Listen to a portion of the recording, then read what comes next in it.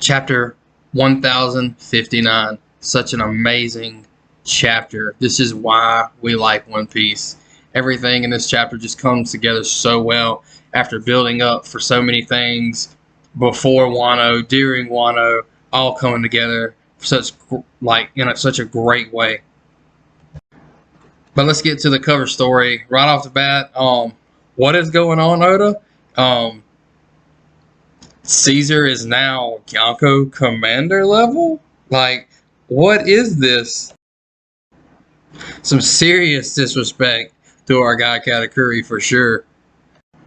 This isn't to be taken too seriously. Of course, we all know Caesar's not really Yonko commander level, but I can just see it now. He's just like laughing in our faces right now. No. Enough of this nonsense.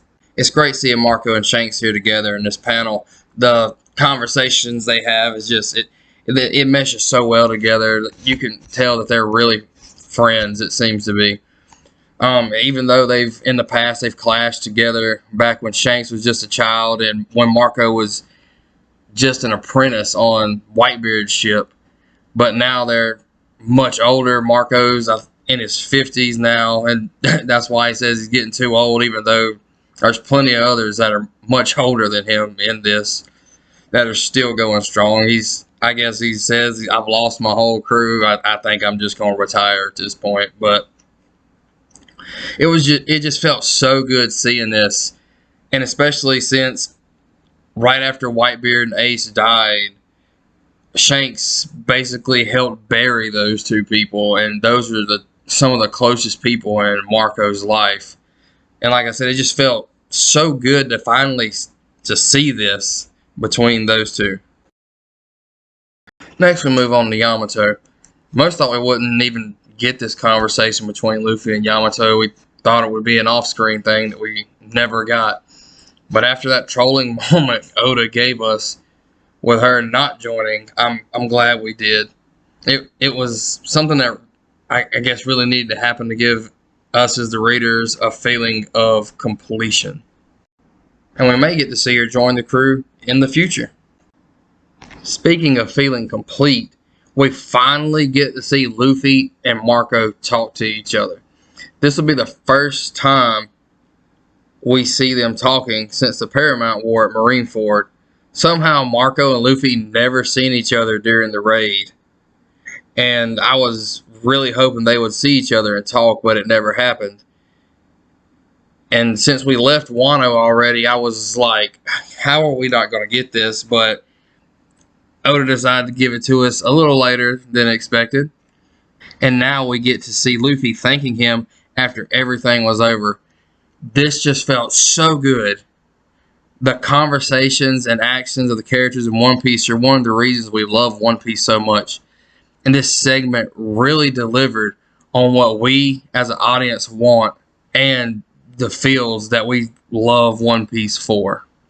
The next part I believe we were all really ready for after seeing Cross Guild in the last chapter, which brought so much hype for characters like Mihawk, and we got to see Crocodile again, which he's one of my favorite characters of all time. It was just awesome seeing those guys.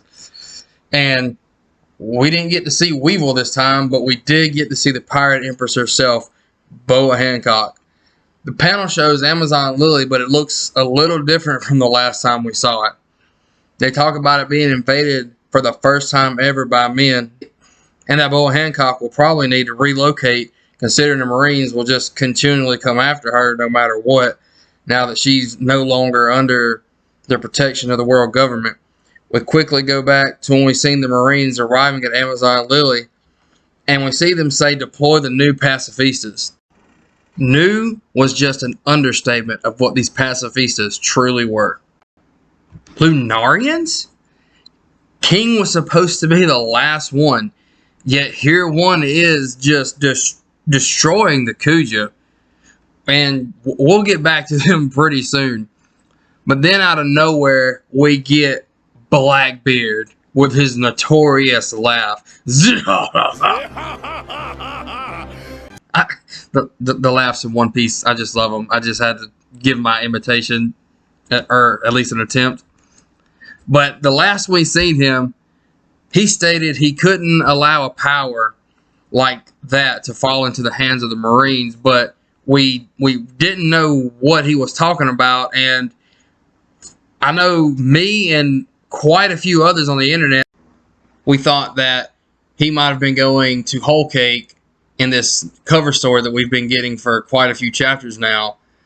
One of Big Mom's subordinates powers. Getting back to Amazon Lily, the next few lines just show how much of a true pirate Blackbeard really is. And most of the time, they honestly feel like the most realistic pirate crew that would be close to a real pirate there is in the series. What they say next just proves it. Katarina is like, that Hancock, what a gorgeous face. Her head will make a wonderful trophy after I wring her neck. Very brutal. And the next guy, hang on, don't you think we could have more fun with her if we took her alive? And definitely that pervy pirate-ish attitude. Of course, with the Marines being there, they're going to try to deter him in any way and intervene. But it doesn't even matter, because he immediately swats them away with the power of the Quake fruit, calling the Marines just mere fleas. It's like every time we see Blackbeard, it is just hype, but this was insane.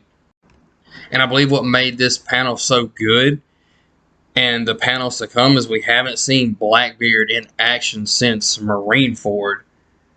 And that's been well over 500 chapters ago. So it's been a while. Then the panel goes to Kobe telling Boa Hancock to leave, that it was no surprise people would want a piece of the former warlords, which makes sense, as seeing they were under the protection of the world government up until now. I'm sure they've probably done some piratey things and wronged more than a few people. We're looking at you, Crocodile and Doflamingo. And this time it was just Blackbeard who decided to show up, being the opportunist and true pirate he is, to try to get away with taking Boa Hancock's power for himself. The next few parts of this panel made me love Boa Hancock even more, when it just showed her determination and fortitude. And the Marines tell her to surrender, but she says she will never surrender and submit to another captivity. And knowing what we know about her past of being a slave to the Celestial Dragons, and how the world government is basically the dog of the Celestial Dragons, I don't blame her or anyone at all, because all it would take is a Celestial Dragon to say, hey, I want this person the same way that they did Kuma, and they gave them up, and they become their slave. So it only makes sense. No one wants to be a slave, much less returning to be a slave. Then we cut back to Blackbeard and his crew, and they're begging for Commodore Teach, come help us because of this thing. And Blackbeard turns around and acknowledges the features of white hair, brown skin, and black wings. This is really intriguing, because it shows that Blackbeard recognizes that is what a Lunarian is supposed to look like. But the way his reaction is why is there a Lunarian standing in front of me? So that means he had to know that race is extinct. So we know that Blackbeard knows more about the world than what we already speculated. But even if it was a Lunarian, in Blackbeard's eyes it was still a child, and he couldn't believe that they couldn't take down just a mere child. But this child immediately uses a slash attack towards Blackbeard and cuts a humongous chunk of Amazon Lily off. And that's why it looks different than what it did before. This new Seraphim attacks Blackbeard immediately, and for the first time we see his arms coated in hockey, which we haven't seen him use hockey before, and now we have. And it doesn't look like he is holding back this new Pacifista or Seraphim very much. It looks like It looks like it's giving him a run for his money. Blackbeard immediately reacts, of course, with his counterattack of Black Hole trying to suck in everything. And then the panel swaps over back to Boa Hancock, where she fires off these love arrows and turns everyone to stone. A lot of the Marines, except for Kobe, Blackbeard's crew. And the only people who aren't is Kobe and the Seraphims, which Kobe immediately says, hey, stop attacking. That's an order, because there's going to be casualties if you don't stop. You're going to kill the Marines. One of the best panels in the whole chapter shows Blackbeard holding Hancock by her throat with their bounties displayed. And I, for one, did not expect the bounty that we got from Hancock. As a character, we really haven't seen a lot out of her up to this point. And I would never have guessed that her bounty was 1.659 billion. That's just crazy to me. I thought it would be more in the few hundred million, maybe. Not a Yonko commander level bounty. But not only that, Blackbeard's bounty is now increased from the last time we saw it. And the last time we saw his bounty, it was in chapter 957. 2,247,600,000, and it is now 3,996,000,000. That's over a $1.5 billion increase since the last time we saw him. And we know bounties don't go up for no reason at all. What has Blackbeard done these last 102 chapters that we've had? Back to the chapter. We then see Blackbeard addressing Boa Hancock, and he tells her he's had his eye on her powers for quite a while now. But she tells him the only reason her power is as formidable as it is because of her beauty. And that if he kills her, that everyone that was currently turned to stone will not be reverted back to normal. This is extremely interesting, because in the past, when a person was knocked unconscious, their devil fruit powers pretty much stopped working. Like when we seen Luffy defeat Doflamingo, his birdcage disappeared. But for Hancock's power, that doesn't apply. Getting to the next panel, it shows Blackbeard saying, we've come to an impasse, and mentions Hero, which is Kobe, talking about how he helped him at the Rocky Port incident. That just brings up more questions. What is the Rocky Port incident? What all happened there? We only know that Kobe helped Blackbeard in a temporary alliance of some sort to defeat Achaku, who was in control of Pirate Island, which is now Blackbeard's base of operations. And we learn that in this chapter.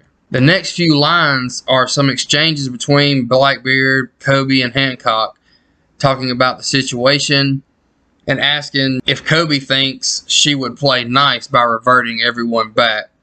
Not that I honestly think Blackbeard cares about his subordinates, and especially doesn't care about the Marines if they died. The next panel just proves me right. He said he would just kill her anyway. And just like I've said before, Blackbeard is the closest to a real pirate in the series, in my opinion, and this shows it. He's just brutal. The situation looks extremely bleak. There doesn't seem to be a real way out of this, and like, where's this chapter going? Like, what's going to happen? And then we get something that I did not expect, especially already in the story. The Dark King Rayleigh himself showed up. It seemed like the whole world come to a stop for a moment, to be honest. When everyone reacts to Rayleigh's presence, everyone is like, oh my god, it's Silver's Rayleigh? And what is Rayleigh doing here of all people? This definitely didn't expect that. Hype cannot tell the feelings this gave me. The Pirate King's right-hand man just shows up and out of nowhere just looks at Blackbeard, disrespects, I don't like you. Then tells Boa Hancock to release everyone, that nothing bad would happen because he wouldn't allow it to. That's big words coming from just one man. Sadly, we didn't get to see an exchange of battle between Rayleigh and Blackbeard, but but that's okay. The next panel, we see Hancock and everyone recovering. So this is present day. Hancock says it was all thanks to Rayleigh that it didn't get any worse. And some unexpected but a really cool reveal that Shakuyaku was the previous pirate empress. That was really cool to see, because we've seen her since they got to Sabaody Archipelago, time skip, everything, and we wondered who she really was. This was just really cool to see that she was the past pirate empress. The next thing we see was very interesting.